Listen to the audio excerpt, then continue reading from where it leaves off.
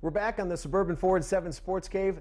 The 7-2 Lions against the 8-1 Arizona Cardinals. How about that? Who would have thought this would be the marquee matchup in Week 11? But it is. And standing by in Arizona is our Brad Galley, who has traveled with the team. He'll be reporting from Arizona today for Lions Game Day Live. Brad, what's up? How's the trip?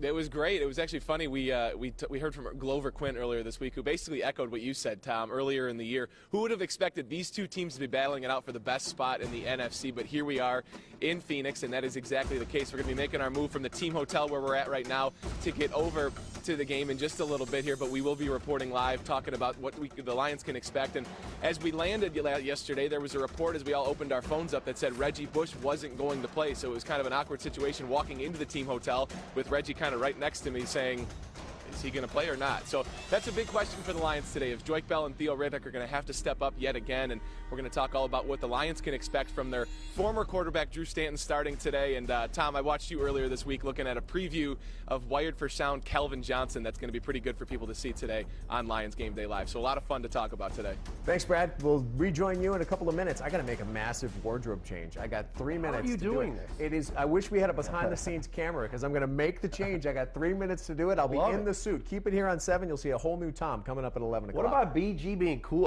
poolside? Yeah, he's got to be good. careful. Don't He'll never. He's not sharp suit, pocket square. He looks good. He's not coming home. Yeah. I go take a dip on the pool. Weigh in. You know Drew Stanton well. What do you think about this matchup? I'm really excited to see what Drew can do, and he's been waiting a long career in the NFL to maybe come back and play against his hometown team in a very significant game as a starting player. So I think he's going to show up. It's going to be a lot of fun, and he's going to challenge the Detroit Lions defense, which is #1 in the NFL. So it's going to be cool to see how he plays against his team here. There's a lot of great storylines. I mean, what's the biggest one for you today? Two things. Number one, kicking game for the Lions has got to be cleaned up. It's got to be cleaned up. And Calais Campbell, this guy is a beast. And if they move him to the right side, or to the left side of their line, and attack Waddle and Swanson, and who even knows if Waddle's going to make the whole game playing right tackle, Lions have got to block him. Calais Campbell's a monster, so I'm worried about that. There'll be nothing better for Matt Dery's business this week on 105.1 than if the Lions were to win this game and head to New England as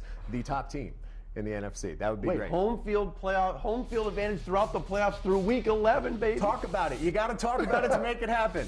For Keith Nichol and Matt Dery, I'm Tom Lydon. Thank you so much for joining us on the Sports Cave. I got 3 minutes to change. Stick with us. Lions Game Day Live coming up on the other side of the break.